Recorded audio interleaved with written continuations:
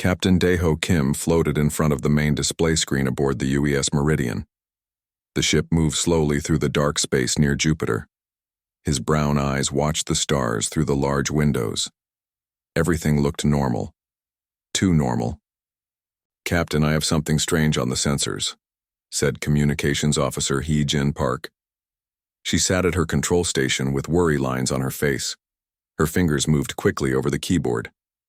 Daeho pushed himself toward her station using the metal handholds. In zero gravity, every movement had to be careful. "What kind of strange, Park?" "Energy readings, sir. Very big ones. Coming from outside our solar system." Hee-Jin pointed at her screen. Numbers and charts filled the display. Red warning lights blinked everywhere. Tactical analyst Woo Bin Lee turned around from his station. His young face looked confused. "Captain, these numbers do not make sense. The energy levels are impossible. No ship can produce this much power." Daeho felt cold fear in his stomach. He had been a space captain for 15 years. He knew when something was very wrong. "Show me the long-range scanners." The main screen changed to show space beyond Pluto. At first, Daeho saw only darkness and distant stars. Then the computer enhanced the image. His breath stopped.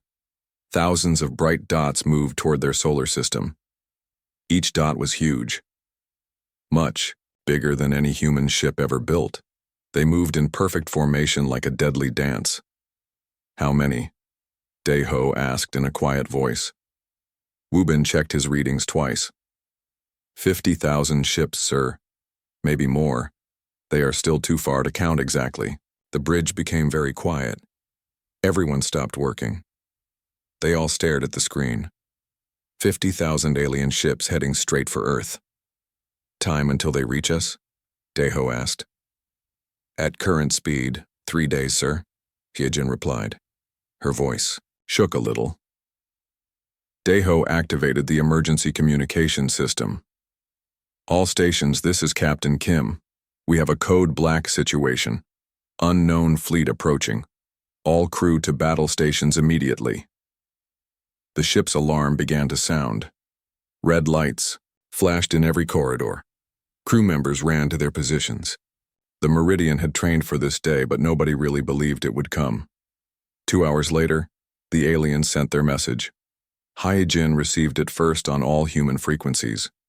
Radio, quantum communication, even old television channels. The message was simple and clear. It came in perfect human languages: English, Chinese, Spanish, Arabic, and dozens more. "Primitive beings of the third planet," the voice said. It sounded cold and mechanical. "We are the Valthak Empire. We have conquered 47 worlds. Your world is now ours. Surrender your resources and submit to our rule. You have 72 hours. If you resist, we will destroy every living thing on your planet. This is your only warning." The message repeated 3 times, then stopped.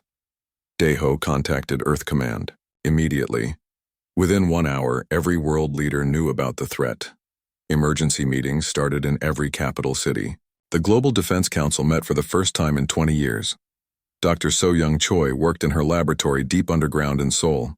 She was Earth's best expert on space signals and alien technology. The government sent her the Valthak message immediately. She played the recording hundreds of times. She studied every sound, every word, every pause. What she found made her very worried. "The language patterns are too perfect," she told her assistant over the phone. "They know our languages better than we do. They have been watching us for a long time." So-Young accessed classified government databases. She found similar signals from the past 50 years. Weak transmissions that were dismissed as space noise. Now she knew the truth. The Valthak had been studying humanity for decades.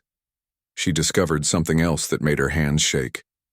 The Valthak had sent identical messages to other worlds, 47 other worlds that no longer existed. Each civilization had received 72 hours to surrender. None had survived longer than a week after the deadline. Meanwhile, Admiral Jin Woo Nam sat in the war room beneath the Pentagon. Holographic displays showed the alien fleet getting closer. Military commanders from Every nation appeared on screens around the room. "What do we have?" asked General Morrison from the American forces. "Nuclear missiles, plasma cannons, orbital defense platforms," Admiral Nam replied. "Against 50,000 ships, it will not be enough." "What about the secret projects?" asked Commander Volkov from Russia. "The ones we never talk about." Admiral Nam looked at President Mira Song on the main screen. She nodded slowly.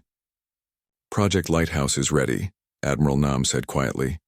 "Hidden installations throughout the solar system. We have been building them since the 1960s. "Will it work?" asked President Song. "We do not know. We have never tested it against real enemies." Back on the Meridian, Captain Deho received new orders. His ship would coordinate the first line of defense. Other human ships moved into position near Earth and Mars.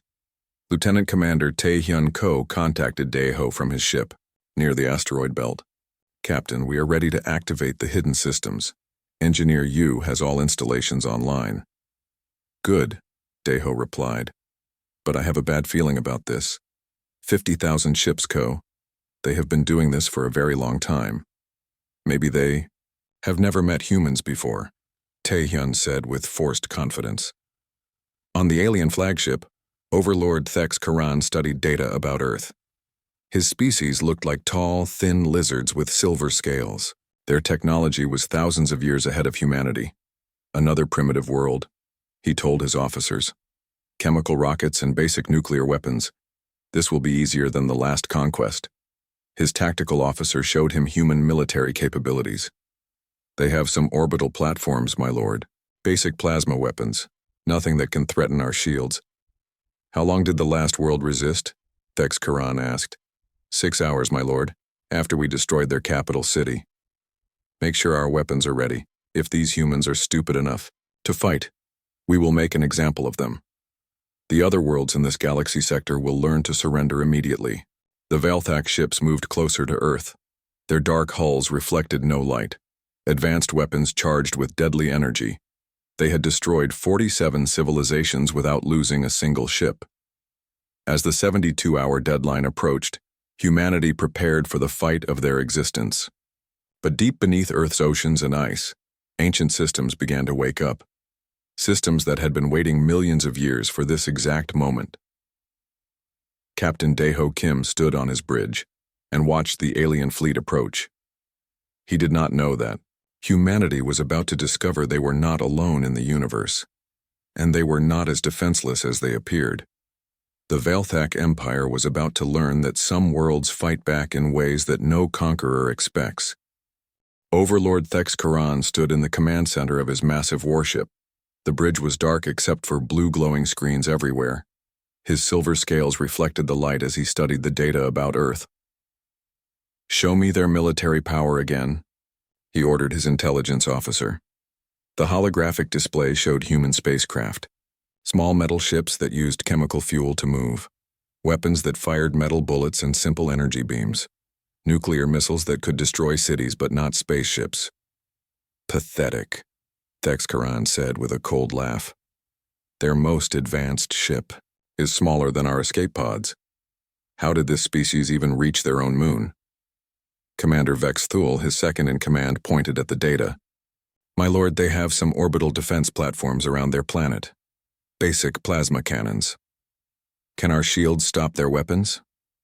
Our weakest scout ship has shields strong enough to stop everything they have. They cannot even scratch our hulls." Thex Karan felt satisfaction flow through his body. Another easy conquest. The Velthak Empire would grow larger. More resources, more slaves, more worlds under their control. "Prepare the demonstration," he ordered. "Destroy some of their mining stations. Let them see what real power looks like." On Earth, Lieutenant Commander Tae-hyun Ko floated inside a hidden facility built into an asteroid near Mars. The base looked like a simple mining operation from the outside. Inside, it contained technology that officially did not exist. "Engineer, are the lighthouse systems ready?" Tae-hyun asked. Engineer Yoon-ji Yu checked her control panels. Lights blinked green across dozens of screens. "All installations are online, sir. Hidden bases on Europa, Titan, the asteroid belt, and 12 other locations. What about the deep space sensors? Working perfectly. We can track every alien ship. They have no idea we are watching them. Pilot Eugene Bay joined them at the main control station. Sir, the aliens are targeting Mining Station 7. Should we warn them? Taehyun felt his heart sink. 3,000 people worked on Mining Station 7. Good people with families back on Earth. But if they warned the station, the aliens might discover the hidden observation posts. We cannot risk exposing our positions, he said quietly. Send an emergency message. Tell them to evacuate immediately. Equipment failure. Make it sound normal. The message went out, but it was too late. A Velthak destroyer moved close to Mining Station 7. The alien ship was 10 times larger than the human station. Its weapons charged with bright red energy. This is your final warning, the alien captain broadcast to Earth. See how easily we destroy your pathetic constructions. The destroyer fired once. A beam of pure energy hit the mining station. The metal structure melted like ice in fire. 3,000 human lives ended in seconds. The wreckage scattered into space. On Earth, billions of people watched the live broadcast. News channels showed the destruction over and over. Fear spread across every continent. Some people ran to underground shelters. Others prayed in churches, temples, and mosques. President Mi-ra Song stood before the United Nations Emergency Assembly. Leaders from every country sat in the Great Hall. Their faces showed fear and determination. The aliens have shown their power, President Song said. Now we must show them ours. Admiral Nam, activate all defensive systems. Admiral Jin Woo Nam pressed a button on his communication device. All lighthouse stations, this is command. Authorization, Alpha 77. Begin Phase 1 activation. Across the solar system, hidden installations came to life. On the dark side of the moon, massive doors opened in what looked like old meteor craters. Inside, weapon systems that had been waiting for 50 years powered up for the first time. Beneath the ice of Europa, robotic systems activated. They had been disguised as scientific research stations. Now their true purpose became clear. Advanced. Sensors and communication arrays extended into space. In the asteroid belt, mining ships suddenly revealed hidden compartments filled with military equipment, weapons that used technology decades ahead of anything the public knew about. The aliens watched with amusement. Look at this, Commander Vex Thule said to his officers. The humans are activating their secret weapons, mining lasers and communication dishes. Should we be concerned, sir? Asked a young tactical officer. About mining equipment? Certainly not. Their most powerful weapons could not damage our shields. These hidden systems are probably their last desperate attempt to look dangerous. The Velthak had conquered 47 worlds. Every species had hidden weapons and secret technologies. All of them had failed against Velthak superiority. These humans would be no different. Meanwhile, deep beneath Antarctica, Dr. Jamin Han worked in a laboratory that did not appear on any official maps. The facility had been built in 1957 after a crashed object was found in the ice. The object was not from Earth. It was not from the Velthak either. For 68 years, Earth's best scientists had studied the strange device. They learned to copy its technology bit by bit. The discoveries led to advances in computers, energy systems, and space travel. But the device's main purpose remained a mystery until now. Doctor Han connected the final power cables to the alien device. It was about the size of a small car, made from metal that did not exist on any periodic table. Strange symbols covered its surface. Project Echo is ready for activation, Dr. Han reported to Admiral Nam. What exactly will it do? Admiral Nam asked. We are not completely sure. The device responds to human brain patterns. When we connect with it mentally, it shows us images, ancient battles in space, civilizations that lived millions of years ago, and something terrible that destroyed them. Is it dangerous? Everything is dangerous now, Admiral, but this device may be our only hope. Back in space, Captain Dae-ho Kim watched the alien fleet move closer to Earth. The Velthak ships maintained perfect formation. Their dark hulls absorbed light, making them look like holes in space. Sir, we are receiving movement orders. Communications. Officer Hai-Jin Park reported. All human ships are to take defensive positions around Earth. How many ships do we have? Daeho asked. 237 combat vessels, sir, against 50,000 alien ships. Tactical analyst Wu Bin Li looked up from his station. Captain, I have been studying their flight patterns. Something is strange. They move like they are afraid of something. Afraid? They just destroyed Mining Station 7 without effort. Yes, sir, but look at their formation. They avoid certain areas of space, areas that look completely empty to our sensors. Daeho studied the tactical display. Wu Bin was right. The alien fleet curved around empty regions of space as if avoiding invisible obstacles. What do you think they are avoiding? I do not know, sir. But whatever it is, they really do not want to go near it. On the Velthak flagship, Overlord Thex Karan felt a strange unease. Ancient memories buried deep in his genetic code whispered warnings. This star system felt wrong somehow. Dangerous. But he pushed the feelings away. The Velthak Empire had conquered the galaxy through strength and determination. No primitive world would make them run away. Begin the final approach, he ordered. In 24 hours we will own this planet. His officers obeyed, but several of them felt the same strange fear. Something about this solar system reminded them of old stories. Legends their ancestors told about places that should never be disturbed. As the alien fleet moved closer to Earth, Project Echo powered up for the first time in millions of years. Deep beneath the ice, the ancient device began to glow with soft blue light. Dr. Jae-min Han watched the readings with growing excitement and terror. The device was not just responding to human thoughts. It was calling to something. Something that had been sleeping for a very long time. The Velthak Empire was about to discover that Earth held secrets darker and more powerful than anything they had ever encountered. Captain Kyung-ho Ryu guided his research vessel Prometheus through the dark waters of the Pacific Ocean. His submarine was the most advanced underwater ship humanity had ever built. Deep beneath the waves, his sonar detected something impossible. Commander, oh, you need to see this, Captain Ryu called to his second-in-command, Commander Si-Jin. Oh floated over to the sonar station. The screen showed massive structures on the ocean floor. Structures that were definitely not natural formations. How deep are they? Commander O asked.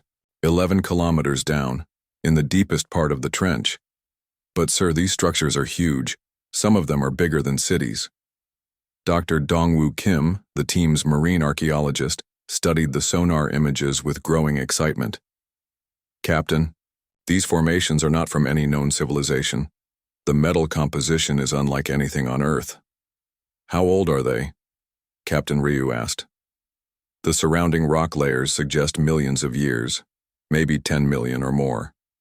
Specialist Ha-Young Shin operated the submarine's robotic arms as they descended toward the mysterious structures. Through the thick windows, they could see strange lights glowing in the darkness. The structures are active, she reported. Power readings are off the charts. Something down there is still working after all these years. As the Prometheus moved closer, the ancient structures began to respond. Lights pulsed in patterns along massive walls. Doors that had been sealed for millions of years started to open. Sir, I am getting readings that match the device in Antarctica, Dr. Kim reported. The same energy signature, the same unknown materials. Commander O activated the emergency communication system. Surface Command, this is Prometheus. We have found something incredible down here. These structures are connected to Project Echo. On the surface, Admiral Nam received the report in his underground command center. The timing was not coincidental. As the alien fleet approached Earth, ancient systems were waking up everywhere. Dr. Han, are you getting the same readings from the Antarctic device? Admiral Nam asked. Deep in his frozen laboratory, Dr. Jae-min Han watched his instruments with amazement and fear. Yes, Admiral. The device is responding to something. It is trying to communicate with those ocean structures. Can you translate the signals? Not exactly translate. but I am getting images in my mind when I touch the device.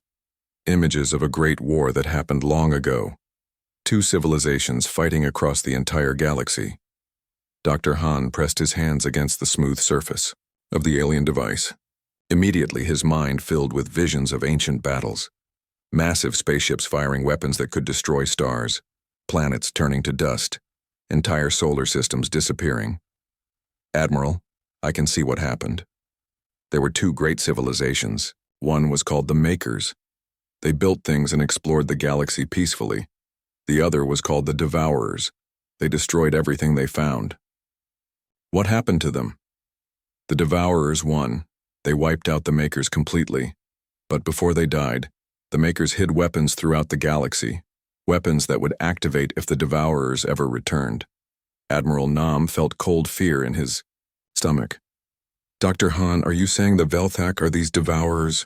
Not exactly, but they are descendants of the same civilization. The device recognizes their genetic patterns. Earth was marked as a sanctuary world, protected by Maker technology. Back in the ocean depths, the Prometheus crew watched in wonder as the ancient city came to life around them. Massive machines that had slept for millions of years began to move. Weapon systems that used forces beyond human understanding powered up for the first time since the ancient war. Captain, we are getting a communication signal, Specialist Shin reported. It is coming from the structures themselves. The voice that spoke was not human, but somehow they could understand it perfectly. It spoke directly into their minds. Welcome, inheritors, the voice said. You have come at the time of great danger. The Devourer fleet has returned to this sector. Who are you? Captain Ryu asked aloud. I am the Guardian, left behind by the Makers to protect worlds like yours. You are the dominant species of this planet. Therefore, you have the right to use our weapons. Commander O stepped forward. What kind of weapons? Weapons that can erase matter from existence. Weapons that can change the flow of time. Weapons that can reshape reality itself. But using them will change you. You will become something more than your original species. Dr. Kim studied the readings from his instruments. Guardian, why did the Makers build these weapons? Because the Devourers cannot be defeated by normal means. They have technology that heals any damage. They have shields that stop any attack. Only Maker weapons can truly destroy them. On Earth's surface, systems analyst Boram Lee worked frantically in a military computer center. She had been analyzing the signals between the Antarctic device and the ocean structures. What she discovered made her hands shake. Admiral Nam, I have critical information, she reported. The alien device Dr. Han found is not just a communication tool. It is a key. A key that activates a network of weapons hidden all over Earth. How many weapon sites? Hundreds. Maybe thousands. Hidden in every ocean, under every continent, even in space around our planet. The entire Earth is one giant fortress. We just never knew it. Admiral Nam realized the truth that changed everything. We are not just another primitive planet. We are the inheritors of the most advanced military technology in the galaxy. Meanwhile, on the Velthak flagship, Overlord Thex Karen felt ancient, memories stirring in his genetic code. His species had inherited knowledge from their ancestors. Knowledge of the Great War that ended millions of years ago. My lord, Commander Vexthul reported nervously, our sensors are detecting energy signatures that should not exist. The patterns match legends from the old archives. What legends? Thex Karan demanded. Stories of the Maker weapons, my lord. Weapons our ancestors spent millions of years trying to find and destroy. Thex Karan felt fear creep into his heart. Impossible. The Makers were destroyed completely. Their weapons were all found and eliminated. Apparently not all of them, my lord. Deep beneath the earth, Dr. Han made contact with the Guardian network. The ancient artificial intelligence spoke to him directly. The time has come to choose, the Guardian said. Your species can evacuate this world and let us handle the Devourer fleet. Or you can join with us and become the new guardians of the galaxy. What does that mean? Dr. Han asked. It means becoming something more than human. Your volunteers will gain the ability to use Maker technology. but they will also become responsible for protecting other worlds from threats like the Vilthak Empire. Dr. Han thought about humanity's future. They could run and hide, letting ancient machines fight their battles, or they could evolve into something capable of protecting the entire galaxy. Admiral Nam, Dr. Han reported, "We have a choice to make, and we need to make it fast. The alien fleet will be here in 18 hours. The revelation was complete. Earth was not a random planet chosen for conquest. It was a fortress world, protected by weapons that could erase entire civilizations from existence. And humanity was about to inherit the most terrible and wonderful power in the universe." Dr. Jae-min Han stood before the glowing alien device in his Antarctic laboratory. The countdown showed 12 hours until the Velthak attack.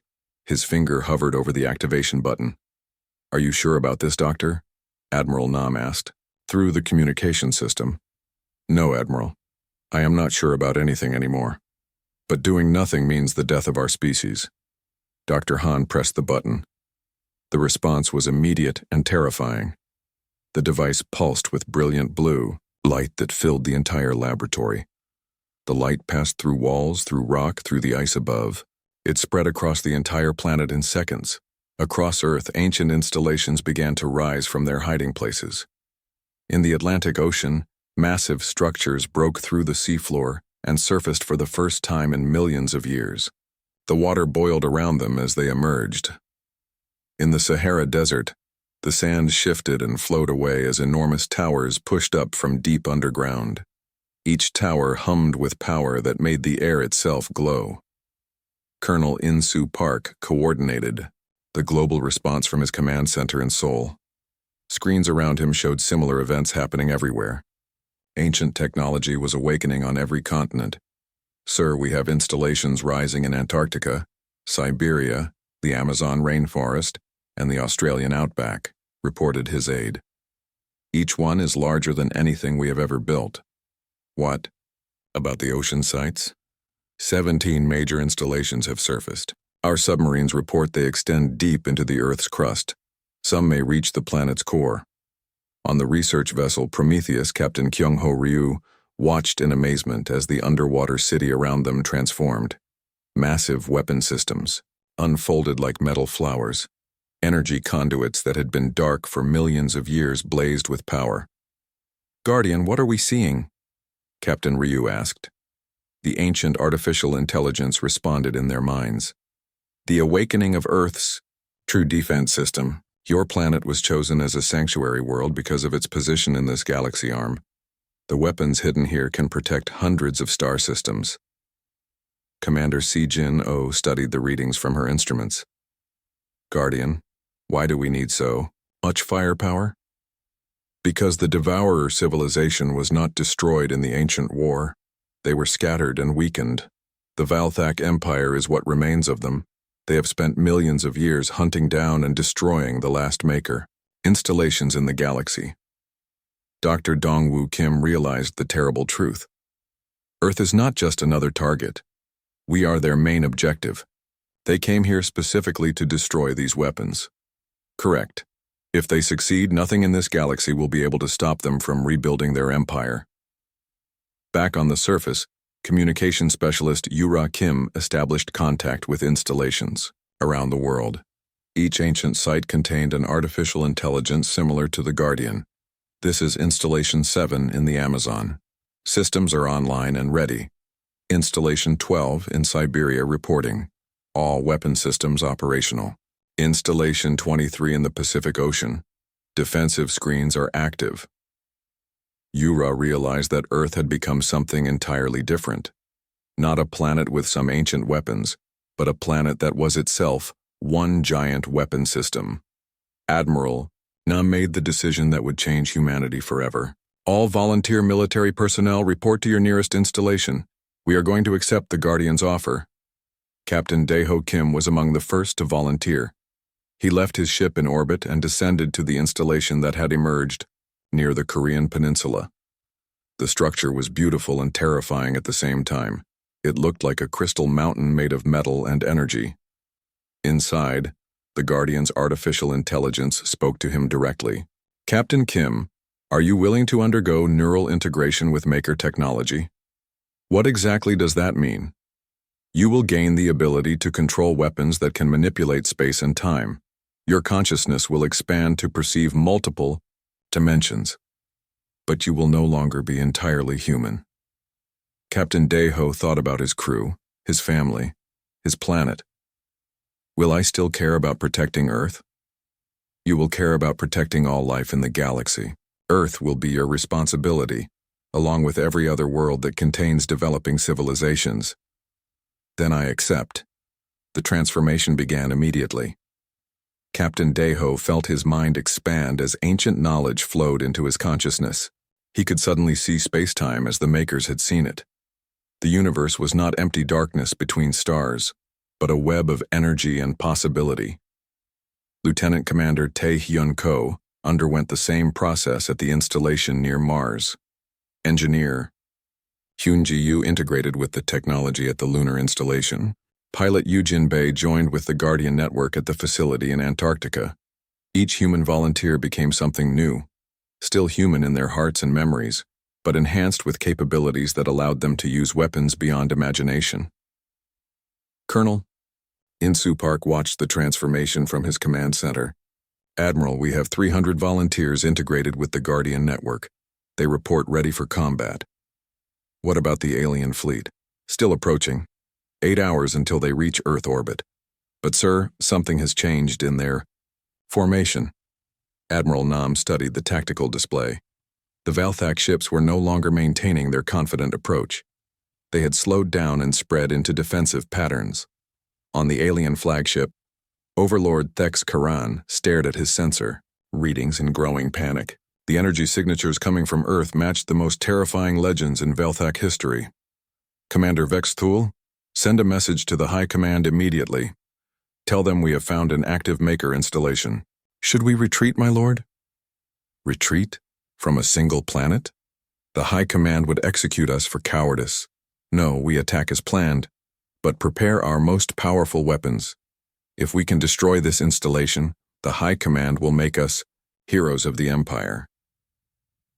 What Thex Karan did not understand was that Earth was not a single installation. It was hundreds of installations working together as one massive weapon system. Back on Earth, the transformed humans prepared for battle. Captain Dae-ho Kim could now perceive the alien fleet as clearly as if he was standing next to each ship. He could see their weapons, their shields, their fear. Guardian, are we ready? He asked. The weapons are ready. The question is whether your species is ready for what comes next. What do you mean? Once you use Maker weapons against the Velthak, there will be no going back. Other civilizations in the galaxy will learn that Earth has this technology. Some will want to be your allies. Others will want to destroy you before you become too powerful. Captain Deho felt the weight of cosmic responsibility settling on his shoulders. Humanity was about to become the most powerful civilization in the galaxy. With that power came the duty to protect worlds that could not protect themselves. We understand, Guardian. We are ready. As the alien fleet entered Earth's outer atmosphere, ancient weapons that had waited millions of years for this moment prepared to fire. The Velthak Empire was about to learn why their ancestors had spent so long hunting down every trace of Maker technology. They were about to discover that some weapons are too dangerous to leave hidden. The Velthak fleet opened fire first. 50,000 ships released their most powerful weapons at the same time. Plasma cannons that could melt continents fired at Earth. Quantum disruptors that could tear apart atoms streaked through space. Energy beams that had destroyed 47 civilizations blazed toward the ancient installations. Captain Dae-ho Kim watched from his enhanced consciousness as the alien weapons approached. Through the Guardian network, he could perceive the attack in ways human senses never could. The weapons moved through space-time like burning arrows aimed at his homeworld. Guardian, should we activate the shields? He asked. No need, the ancient artificial intelligence replied calmly.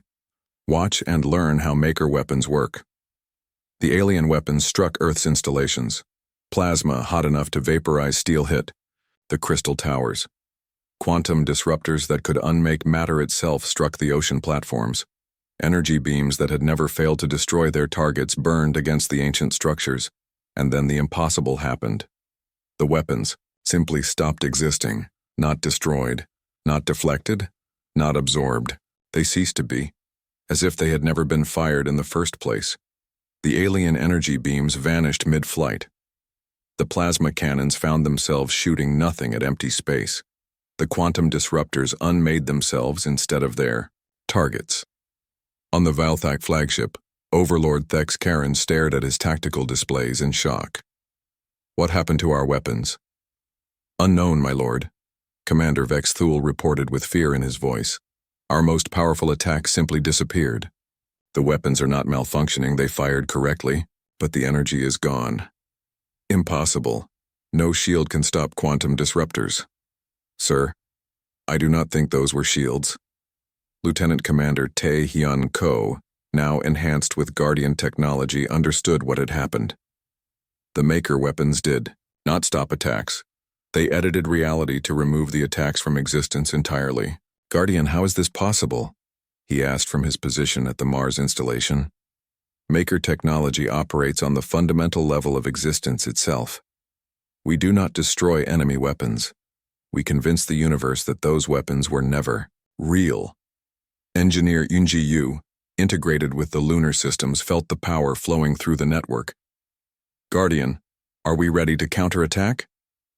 Yes. But understand what you are about to do. Maker weapons do not kill enemies. They erase them. The difference is important. Captain Dae-ho Kim made the decision for all humanity. Begin the counterattack. The ancient installations around Earth activated weapons that had not been used since the Great War millions of years ago. But these were not weapons in any sense that either humans or Velthak could understand. Reality itself became the weapon. The first Velthak ships to be targeted simply ceased to exist, not destroyed by explosions, not torn apart by energy beams. They were edited out of existence as if they had never been built. The crews did not die because there were no crews to die. There had never been crews. The ships had never existed. Pilot Yu-Jin Bei, enhanced with Guardian abilities, could perceive the erasure process.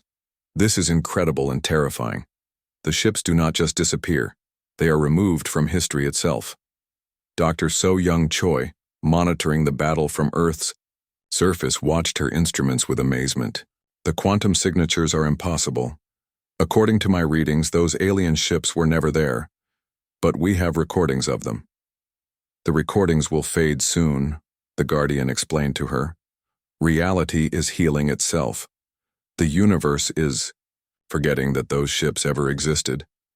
On the alien flagship, panic spread through the Velthak crew.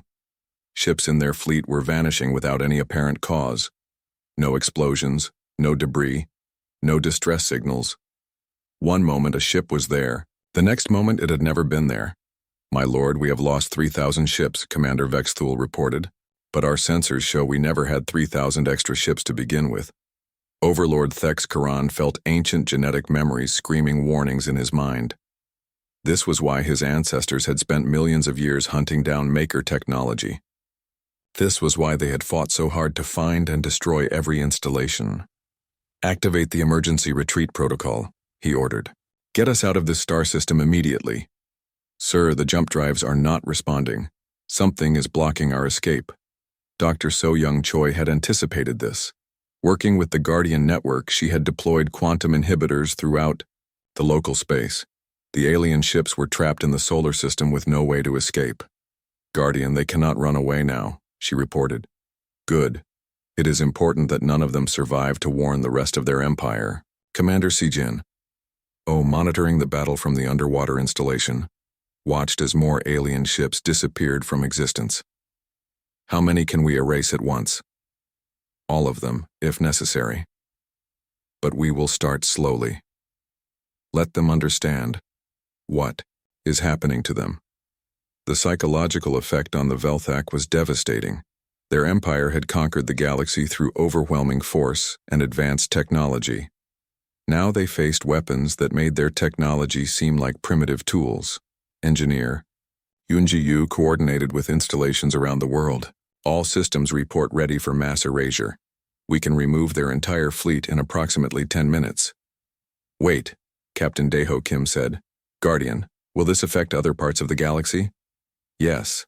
The Velthak Empire exists across many star systems.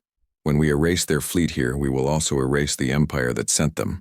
The effect will ripple backward through time and space. Lieutenant Commander Tae-hyun Ko realized the full implications.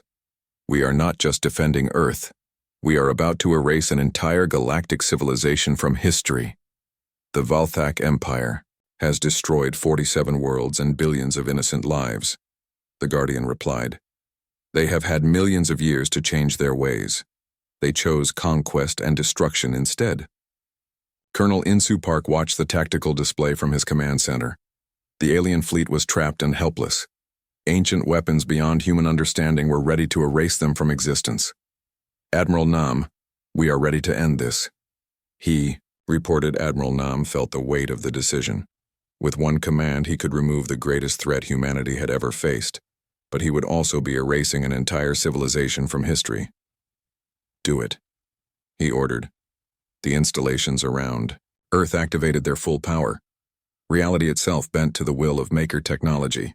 The erasure began not just of the Velthak fleet, but of the entire empire that had created it. Across the galaxy, Velthak colonies simply stopped existing. Their homeworld became empty space. Their history was removed from the universe itself. The 47 worlds they had conquered found themselves free, with only vague memories of oppression that felt like bad dreams. On the flagship, Overlord Thex Karen felt his existence becoming uncertain. He could remember his empire, but the memories were fading. He could feel himself becoming less real with each passing moment. This is impossible, he whispered as his body began to fade. We conquered the galaxy. We are the masters of space. But the universe was already forgetting that the Velthak Empire had ever existed. Soon, even the name Velthak would be meaningless. They would become less than a memory. They would become nothing at all. The erasure was complete. Humanity's first interstellar war was over. The enemy had not been defeated, they had been removed from existence entirely. 3 months after the battle that never happened, Admiral Jin Woo Nam stood in the command center of the Guardian network, deep beneath the Pacific Ocean. The ancient installation hummed with power that stretched across dimensions. Through the neural interface, he could perceive the entire galaxy as the Makers once had. Admiral, we are receiving signals from the former Velthak territories, reported Captain Daeho Kim. His consciousness now existed partially outside normal space-time. 47 worlds are asking for our help. The planets that had been conquered by the Velthak Empire remembered fragments of their oppression. To them, it felt like waking up from a terrible nightmare. They knew something bad had happened, but the details were unclear. What kind of help do they need? Admiral Nam asked. Rebuilding, mostly. Their civilizations were damaged by something they cannot remember. Some worlds lost entire cities. Others lost their space technology. They know they were attacked, but they cannot remember by whom. Dr. Jae-min Han, now serving as Earth's liaison to the Guardian Network, studied the reports from across the galaxy. Admiral, we have a responsibility to these worlds. The Velthak Empire may be erased from history, but the damage they caused is still real. Can we help them without revealing what we have become? The Guardian artificial intelligence answered in their minds. Some knowledge must be shared carefully. These worlds need guidance to prevent new threats from arising. Lieutenant Commander, Tae-hyun Ko materialized in the command center. His enhanced abilities allowed him to travel instantly between Guardian installations. Sir, we have discovered something troubling. The erasure of the Velthak Empire has created a power vacuum in this galaxy sector. What do you mean? Engineer Eun-ji projected a holographic map of local space. Several aggressive civilizations are expanding into former Velthak territory. Without the Empire to keep them in check, they are conquering weaker worlds. Admiral, Nam realized that removing the Velthak had created new problems. Guardian, did the Makers face similar situations? Yes. This is why we created the Guardian Network. Removing one threat often allows others to emerge. The galaxy requires constant protection. Captain Kyung-ho Ryu reported from his exploration mission in former Valthak space. Admiral, we have found something incredible. Some of the worlds the Empire conquered contained ruins of other Maker installations. The Valthak were systematically destroying them for millions of years. Can we restore those installations? The Guardian Network is already working on it, but it will take time. Meanwhile, we need to protect the vulnerable worlds ourselves. Dr. So Young Choi had been analyzing the cosmic implications of their new role. Admiral, we are not just the protectors of Earth anymore. We have become the guardians of galactic civilization itself. The weight of responsibility was enormous. Humanity had evolved from a single planet species to the most powerful force in the galaxy in a matter of days. With that power came duties they were only beginning to understand. President Mira Song addressed the hidden council that now governed humanity's cosmic responsibilities. The public still believes we fought off an alien invasion with advanced human technology. Only 300 people know the truth about the Guardian Network. Should we tell them? Asked Dr. Han. Not yet. Humanity needs time to adjust to our new role gradually. Too much change too fast could cause panic or corruption. Colonel, Insu Park coordinated the secret missions that were happening across the galaxy. Enhanced humans were traveling to distant worlds providing aid and protection while hiding their true capabilities. We have teams helping rebuild the Zarathi civilization in the Andromeda sector, he reported. The Kalani people in the Outer Rim are requesting protection from raiders. The Thessian Republic wants to join an alliance with Earth. How do we handle these requests without revealing that we can erase civilizations from existence? President Song asked. Admiral Nam had been thinking about this problem. We present ourselves as a peaceful but advanced human civilization. We offer friendship and trade. We help them develop their own defenses. Only if they face existential threats do we reveal our true power. Meanwhile, pilot Yujin Bei led a mission to investigate new threats emerging from the galactic core. Her enhanced senses detected something that made her report immediately to Earth. Admiral, we have a major problem. The signals coming from the galactic center are similar to Veltak technology, but much more advanced. There may be other branches of the Devourer civilization out there. The Guardian confirmed her fears. The Veltak Empire was only one fragment of the original Devourer civilization. Others exist in distant galaxies. Eventually they will notice that their cousins have disappeared. Dr. Dongwoo Kim, now enhanced with Guardian technology, studied the ancient records. Guardian, how many Devourer civilizations are still out there? Unknown. The original war scattered them across multiple galaxies. Some may have evolved beyond what the Makers anticipated. Others may have developed new technologies we do not understand. Communications specialist Yura Kim established contact with civilizations in other galaxy clusters. Sir, we are receiving signals from the Triangulum galaxy. Someone there is asking if we know what happened to something called the Velthak expansion fleet. Admiral Nam felt a chill of fear. If other Devourer civilizations learned that Earth had Maker weapons, they might unite against humanity. Guardian, are we ready for that level of conflict? The network is more complete now than it was during the original war. Earth's installations are connected to restored sites throughout this galaxy, but fighting multiple Devourer civilizations simultaneously would be challenging. Specialist Ha Young Shin reported from the Deep Space Monitoring Stations. Admiral, we are detecting scout ships from unknown civilizations approaching our galaxy. 3 different fleets, each larger than the Velthak force we erased. How long before they arrive? At current speed, 2 to 3 years for the closest fleet. The brief period of peace after the Velthak erasure was ending. Humanity was about to face challenges that would test their new role as galactic guardians. But they were no longer the same species that had cowered before alien threats. Enhanced humans now existed partially outside space-time. They controlled weapons that could edit reality itself. Earth had become the hub of a galactic defense network that spanned multiple dimensions. Commander Si Jin. Oh, coordinating the underwater installations, summarized their situation perfectly. We wanted to protect Earth from one alien invasion. Instead, we have become responsible for protecting the entire galaxy from cosmic threats. Systems analyst Boram Lee, now integrated with the Guardian network, offered a different perspective. Maybe this is what the makers intended.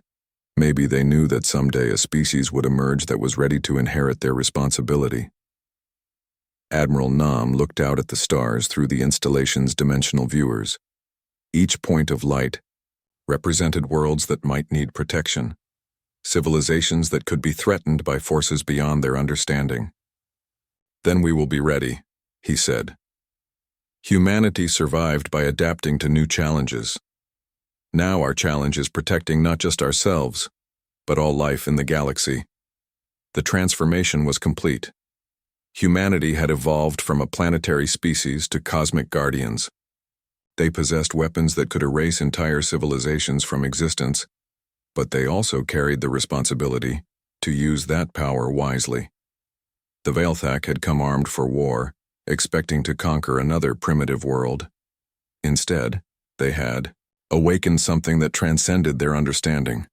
They had been erased so thoroughly that the universe itself forgot they ever existed. But their erasure was just the beginning. New threats were approaching, and humanity would need every enhancement, every weapon, and every alliance they could create to face what was coming. The age of humanity as galactic guardians had begun. The real challenges lay ahead.